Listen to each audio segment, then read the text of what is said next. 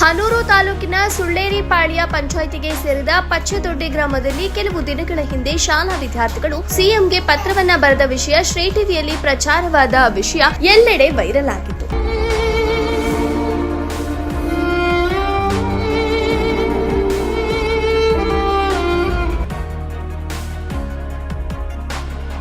ರಾಜಾಜಿನಗರ ಕ್ಷೇತ್ರದ ಶಾಸಕ ಸುರೇಶ್ ಕುಮಾರ್ ಕೂಡಲೇ ಪಚ್ಚದೊಡ್ಡಿ ಗ್ರಾಮಕ್ಕೆ ಭೇಟಿ ಕೊಟ್ಟು ಅಲ್ಲಿನ ರಸ್ತೆಯನ್ನ ನೋಡಿ ಗ್ರಾಮಸ್ಥರು ಮತ್ತು ಗ್ರಾಮಸ್ಥರೊಂದಿಗೆ ಚರ್ಚೆ ಮಾಡಿದ್ರು.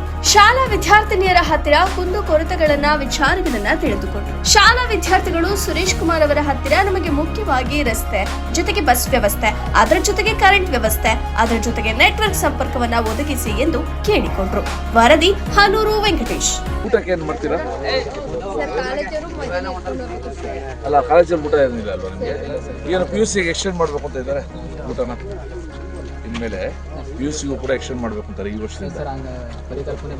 ನಿಮ್ಮಲ್ಲಿ ಇಂದಿರಾ ಕ್ಯಾಂಟೀನ್ ತರ ಯಾವುದೂ ಇಲ್ವಾ? ಯಾವುದಿಲ್ಲ. ಅಲ್ಲ, ಟೌನ್ ರಾಮಪುರದಲ್ಲಿ ಇಲ್ವಾ? ಊಟ ಏನ್ ಮಾಡ್ತೀರಾ? ಅಕಸ್ಮಾತ್ ಅಲ್ಲಿ ಹೋಟ್ಲ್ ಯಾವ್ದಿದೆ ಹತ್ರ? ಹೋಟ್ಲ್ ಅಂದ್ರೆ ಅನ್ನೋದು ಇದೆಯಲ್ಲ ಕೂಡಗಲ್ಲಿ, ಆ ಥರ ಇಲ್ಲ, ಬೇರೆ ಹೆಸರು. ಯಾಕೆ ಇದು ಮಣ್ಣಿನ ಕೂಡ ಹಾಗಾಯ್ತು? ಅಷ್ಟೇ ಸರ್, ಈ ಜಾತಿ ಇರೋದೇ ಅಗ್ನಿ ಚುಕ್ಕಿ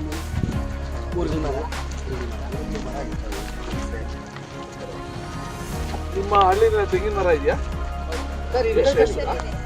ಎಷ್ಟು ಮರ ಇದೆ? ವಾಟ್ಗಳಲ್ಲಿ ಅವ್ರವ್ರ ಮರಲಿ 25 ಅಂದಾಜು ಒಂದು 1000 ಗಟ್ಟಲೆ ಅಡಿಕೆ ಮರ ಇದೆಯಾ? ಅಡಿಕೆ ಮರ ಇಲ್ಲ, ಅಡಿಕೆ ಮರ ರೇಷ್ಮೆ ಈಗ ಮರ ಅಂದ್ರೆ ತೆಂಗಿನ ಮರ ಬಿಟ್ಟರೆ ಇನ್ನೇನಿದೆ? ಸರ್, ಇದು ತೇಗಿನ ಮರ ಹಾಕ್ಬೋದು. ಅಲ್ಲಿ ಆನೆ ಭಯ ಈಗಿರೋ ತೇಗಿನ ಮರನೇ ಸರ್. ತೆಂಗಿನ ತಿನ್ಬಿಡ್ತಾ ಆನೆ? ತೇಗು ಕಿಳಿನ ಕಿತ್ತಾಕ್ಬಿಡ್ತಾರೆ ಸರ್. ತೆಂಗಿನ ಗಿಡ ರೇಷ್ಮೆನೂ ಬೆಳೀತಾ ಇದ್ದಾರೆ. ಇಲ್ಲಿ ನಿಮ್ಮ ಫಾರೆಸ್ಟ್ ಅಲ್ಲಿ ಬಿದಿರು ಹೇಗೆ ಬೆಳೆಸಿದಾರೆ? ಬಿದಿರು ನ್ಯಾಚುರಲ್ ಇದೆ. ಅದೇ ಹಳ್ಳಗಳಲ್ಲಿ ಮತ್ತೆ ಅದೇ ಹುಟ್ಟಿರೋ ಸರ್, ಅದೇ ಊಟ ಅದೇ ಬೆಳೆದಿರೋದು.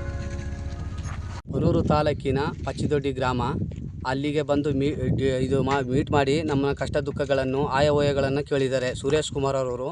ನಮಗೆ ಸುರೇಶ್ ಕುಮಾರು ಅವರು ಶಿಕ್ಷಣ ಸಚಿವರು, ಆದರೆ ನಮಗೆ ಕಷ್ಟ ನಿಷ್ಠೂರ ನೋಡಿರೋರು ಅಂದರೆ ಇವರೇ. ನಮಗೆ ಬೇರೆ ಅಧಿಕಾರಿಗಳು ಬಂದು ಏನೇ ವೈರಲ್ ಆಗಿದ್ರು ನಮ್ಮ ಕಷ್ಟಗಳು ಹೇಳಿದ್ರು ಕೇಳಿದ್ರು ಕೂಡ ಯಾರೂ ಬರಲಿಲ್ಲ. ಮಕ್ಕಳ ಜೊತೆಗೆ ನಿಂತ್ಕೊಂಡು ಓಟ ನೋಡಿಸ್ಕೊಂಡು ದಾರಿ ನಡ್ಕೊಂಡೇ ಹೋಗಿದ್ದಾರೆ. ಕಾಲ್ನಡಿಗೆಯಲ್ಲೇ ಮಕ್ಕಳ ಜೊತೆಲಿ ನಡ್ಕೊಂಡು ಹೋಗಿದ್ದಾರೆ. ಅವರು ಮುಂದೆ ಈ ರಸ್ತೆನ ಕಾಮಗಾರಿನ ನಾನು ಮಾಡಿಸ್ಕೊಡ್ತೀನಿ, ಮುಂದೆ ಮಾಡಿ ಬಸ್ ವ್ಯಾನು ಕೂಡ ನಾನು ಹಾಕ್ಸ್ಕೊಡ್ತೀನಿ. ವ್ಯಾನ್ ಬೇಡ, ವ್ಯಾನ್ ಅಂತಲ್ಲ ಬಸ್ನೇ ಮಾಡಿಸ್ಕೊಡ್ತೀನಿ ಮುಂದೆ ಅಂತ ಹೇಳಿದ್ದಾರೆ. ಮಕ್ಕಳ ಜೊತೆಲಿ ಸ್ಕೂಲ್ ಮನೇಲಿ ಬಂದು ಎಲ್ಲರೂ ದೊಡ್ಡವ್ರ ಚಿಕ್ಕನಲ್ಲಿ ವಿಚಾರಿಸಿ ಮಕ್ಕಳು ಬರೋ ಗಂಟೆ ಇದ್ದು ಕಾದು ಕಾಲ್ನಡಿಗೆಯಲ್ಲಿ ತಿರುಗಿ ರಸ್ತೆ ಕೂಡ ಸರಿ ಇಲ್ಲ ಅಂತ ಅವರು ಕೂಡ ನೋಡಿ ಹೇಳಿದ್ದಾರೆ. ಪಾಪ ತುಂಬ ಕಷ್ಟ ಅಂತೇಳಿ ನನ್ನ ಕೈಲಾದಂಥದ್ದು ನಾನು ಮಾಡ್ತೀನಿ.